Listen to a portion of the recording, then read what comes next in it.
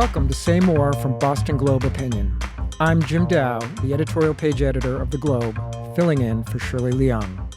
This week in the paper, we're having a special issue on aging. So I went to interview author Sebastian Junger, who recently wrote a book about his personal brush with death. If you've heard of him, it's probably because he wrote The Perfect Storm. Andrea Gale, do you read me? A book that put Gloucester, Massachusetts on the map. Come in, for God's sake, come in, Billy! Later made into a blockbuster movie telling the story of 6 fishermen who lost their lives at sea. You're headed right for the middle of the monster!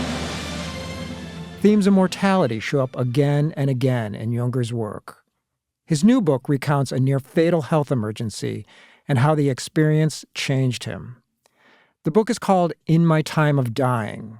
It starts with a detailed story about how one of his arteries burst in his abdomen outside his home. I recently visited Sebastian, where it all happened, on his farmhouse on Cape Cod. The sun was shining, and we were surrounded by songbirds and nearby trees. Sebastian says the day felt really similar to the day he collapsed. When the artery ruptured, I was on my property with my family here in the backwoods of Truro, as it were, and it's a 1-hour transport to the hospital, and that I lost 2/3 of my blood, which is the maximum you can lose and still survive. I got there just in time. In the book, you recount in great detail how they saved your life, almost minute by minute. You clearly did a lot of research and you interviewed doctors and nurses. Do you think you realized anywhere in that time how close you were to death, or did you only really come to understand it after you did all that research? No, I didn't know I was dying. I mean, I knew something very bad was going on, but I didn't think, oh my God, I'm dying. And thank God I never had that thought. And I wasn't quite of right mind. I mean, I was in and out of consciousness and very, very puzzled. I think probably a lot of people die not knowing they're dying and quite confused. Like, what is happening right now? Right? I mean, that's definitely how I was. And, I woke up in the ICU the next morning and the nurse said to me, we almost lost you last night. Like, it's a miracle you survived. You had something that very few people survive, and we did it. Congratulations. And that was deeply, deeply shocking news to me. So in this time of crisis and where you're being worked on by doctors frantically, you have a vision of your father. And clearly it had a profound impact on you. Tell us about that vision. While I'm in the trauma bay, the doctor, Dr. Wilson, a young guy who was sort of upside down above me, sort of peering over my head, and he says, "I'm going to insert a large gauge needle through your neck into your jugular to transfuse you. Is that okay?" And so I said, "Okay." And he started working on my neck, and as he was doing that, this black pit opened up underneath me, and it was a sort of this hole, this sort of void that was sort of infinitely black, and inside was sort of infinity, right? I mean, it's hard to describe. And it was a hole underneath me, but I sort of sensed if you go through that portal, you're going someplace you can't come back from. And I was getting pulled into it, and I was very scared of it. It was below me to my left. I was very, very scared of it. And then above me to my left appeared my father, my dead father. He's been dead 8 years at that point. And he's in this sort of like energy form above me. And I was as shocked to see him as you would be shocked right now to see your father floating above you, right? Whether he is alive or dead, I hope alive. But either way, like, he's not. Okay, well, if you looked up and there was your dad, you'd be surprised. Well, I was surprised. I'm like, what are you doing here? Like, Dad? And he said, he communicated to me, it's okay, you don't have to fight it. You can come with me, I'll take care of you. I was like, come with you? Like, you're dead. Why would you imagine I want to go with you? I'm alive. I don't want any part of that. Like, what are you talking about? And I said to the doctor, because of what my father said to me, communicated to me, I said, you've got to hurry. I'm going right now. You're losing me.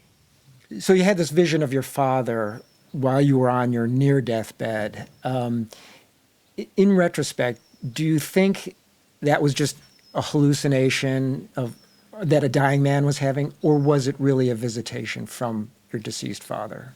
I mean, I don't think I or anyone is in a position to assert that convincingly, which it is. It could be either, and or it could be both.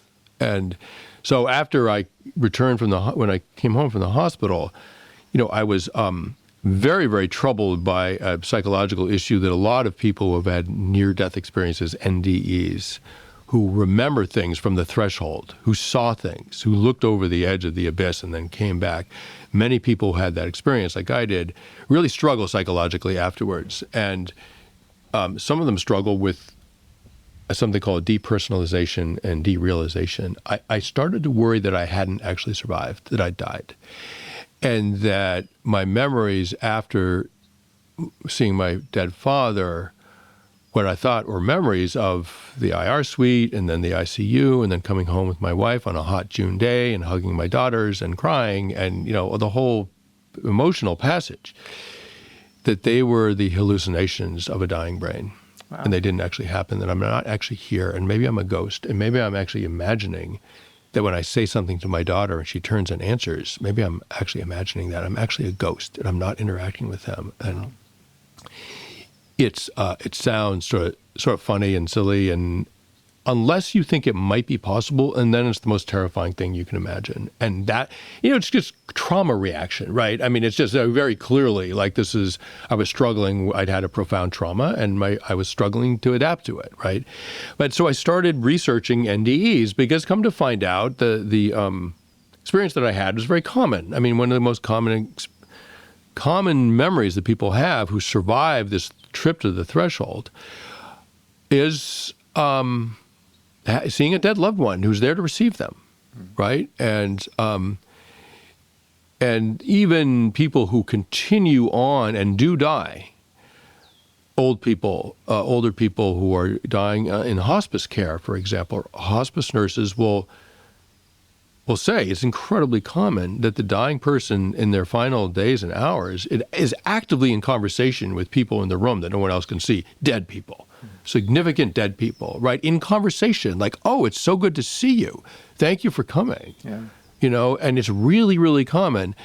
It happened to my mother. It happened to my father, right? So I'm reading this NDE stuff, and there's a lot of researchers who feel that these stories amount to, not proof, some say it's proof, but it's that silly, persuasive evidence of an afterlife. I hate the word afterlife, so I'll put it in quotes, a quote afterlife. And then there's other very credentialed people who are equally convinced that this just shows the sort of machinations of the dying brain. And, their position is, look, we know how to produce hallucinations. Drugs will do that. Stress will do that. Low blood oxygen will do that. Epileptics who have seizures will see things. People, when you put someone in a human centrifuge, which is what they do to fighter pilots to test them at 5Gs or whatever, they will float above their bodies and have all kinds of visions. Like, this is not a mystery. Right? And clearly the dying brain is under a huge amount of stress, probably secreting all kinds of endogenous hallucinogens, DMT and cortisol and adrenaline and all kinds of things that alter your perception and your experience. So nothing to see here. No mystery here, right? We're biological beings, and when we die, that's it. And, my home team is the rationalists, right? I mean, that's the baseball team that I'm rooting for. I enjoy watching them decimate the opposition, right? I mean, it's just like, sorry, I can't help myself. But they're convincing about, you give a room full of people LSD, they'll all hallucinate. We know how this works. But none of them explained how that room full of people all have the same hallucination, which is of a dying person. Like, why do the dying have the same hallucination? Really, some could be hallucinating Ferris wheels, and others unicorns, and others dolphins, and others dead people, and whatever. There should be the full range of crazy visuals. But no, they hallucinate dead people even when they don't know they're dying, like I didn't. And sometimes they hallucinate dead people that they didn't know had died because that person had died recently. Wow. Right?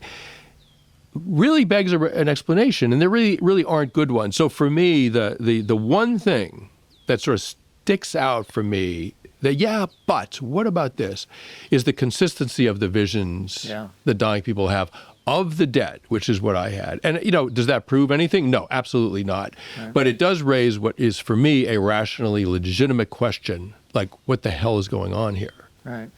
One section of the book that struck me is you talk about there's that common saying of, like, if you almost die, it makes you appreciate life more. And you call that a cheap bit of wisdom. And then you say what people who say that really are talking about is an appreciation of death. Explain that to us. Well, almost dying is an incredibly frightening, dark experience. And when you come out of it with, what I came out of it with, was the feeling that now death was sort of permanently perched on my shoulder like this sort of hideous gargoyle. I was just not going to get rid of it. It was always there. And it had a profoundly demoralizing effect on me that made me unbearably anxious and frightened and eventually very depressed. Eventually, what I was able to do was use that awareness of death to appreciate the fact that I'm alive right now, which is something that when I was young, I didn't, and a lot of young people don't bother to do. They kind of take it for granted. If you don't really, truly understand how doomed you are, like, eventually you are going to die, right? Like, and there's a lot of reasons to avoid that realization because it's depressing, right? But if you don't really incorporate that in your understanding of life, you won't be sufficiently reverential of life, of just the sheer miracle, the magic of this existence. And one of the things you get when you finally encounter death in the form that I did is that life suddenly achieves it. If you can get past the anxiety and the depression, if you can get to the other side, what's waiting for you is that life achieves this sort of luminosity. It just glows like, oh my God, it's all incredible. And that's where I finally got, but it took a lot of work. But the near miss, what you're encountering is the truth that you will die. You missed it this time, but you're gonna. I'm right here, and I'm gonna make sure of it. Death, I'm gonna make sure of it. I'm right here on your shoulder. I'm never leaving you. And I got my eye on you, right? And that's what I meant by I wasn't introduced to life, I was introduced to death. And thank God, right? Because otherwise I wouldn't be appreciating what I have going on right now. And I have a very beautiful life. More of my conversation with Sebastian Junger after a short break.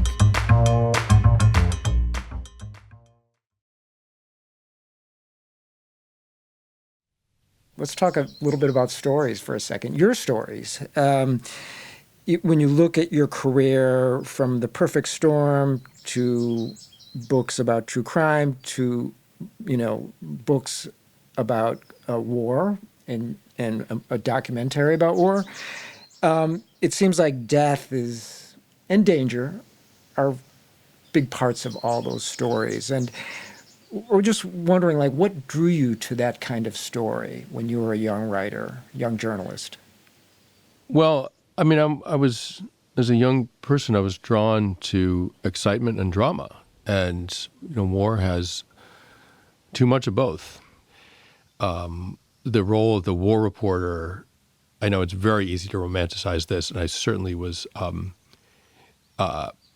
was prone to that when I was young. But the role of the war reporter in this far-off place, this far-off, hellish, and very human place, communicating back home, what's going on in Afghanistan. My first trip to Afghanistan was the mid-'90s, 1996, as the Taliban were taking over. What's going on with, in Bosnia, this brutal, brutal war. I mean, the greatest bloodletting since World War II in Europe. That I could be one of those messengers, even at the tiniest level, was so exciting to me, so thrilling that I was doing something meaningful and essential and ancient. As a young man, I'm like, oh my God, there's nothing I want more than this. So, I dove in. I got sort of dragged back from the war zone because my agent, I did have an agent, unbelievably, managed to sell my book proposal for a book about a storm.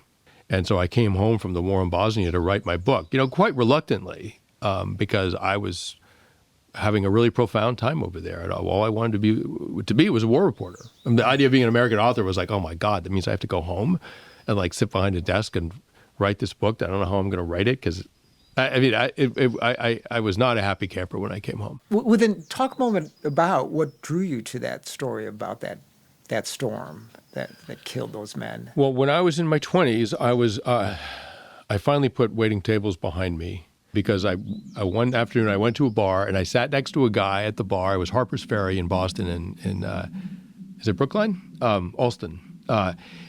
A wonderful music bar back in the early 90s. And I sat next to a guy who had a tree company. And we started talking. I bought him a drink. He bought me a drink. He said, listen, I need a climber. I'll teach you how to climb if you work for me once in a while. A fill-in climber. I was like, sure. And then he pulled his pant leg up and he showed me this huge scar across his knee. And he said, I promise you, if you do this kind of work, you will injure yourself. You will be cut by the saw. And I just have to tell you that. I'm like, all right, I'm good.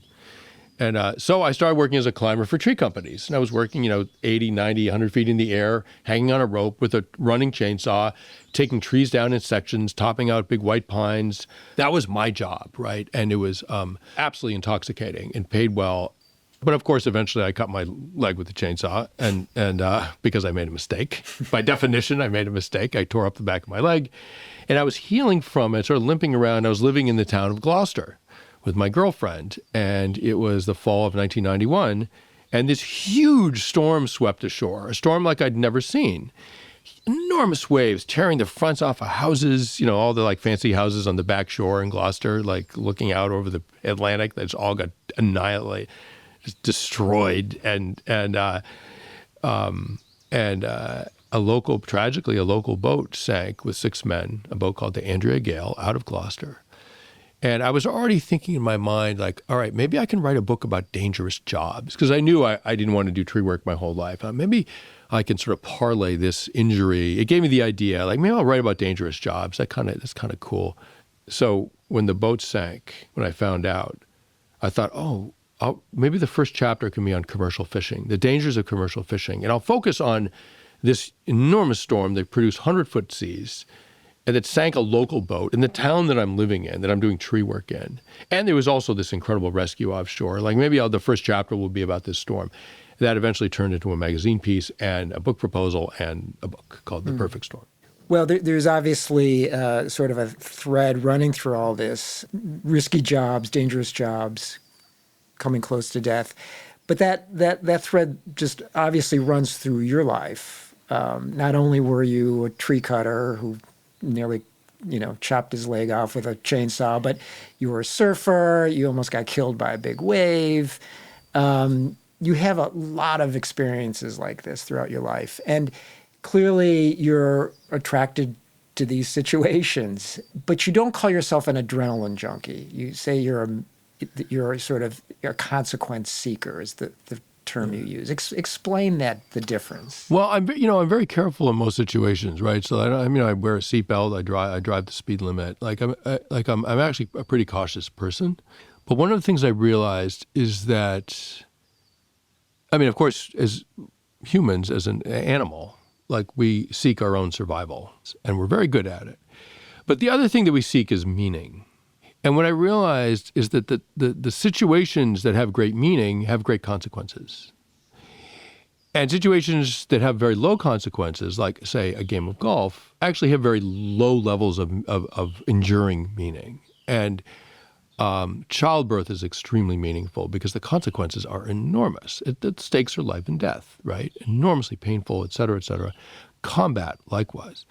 So that what I realized what I was looking for in these war zones, and in tree work as well, and so a number of other things, was I was looking for situations of great consequence because that's what I was extracting meaning from. And what I really needed was meaning. The thrill of, oh my God, I'm doing this thing that might not turn out well, but I feel like I'm so good at it that I'm going to do it. I'm going to show myself and the universe that that I can conquer this, that I got this. So you are now married and have two daughters? Two little girls. Two little girls. Has your lifelong quest for meaning, how has it changed as you've grown older, now that you're in your early 60s?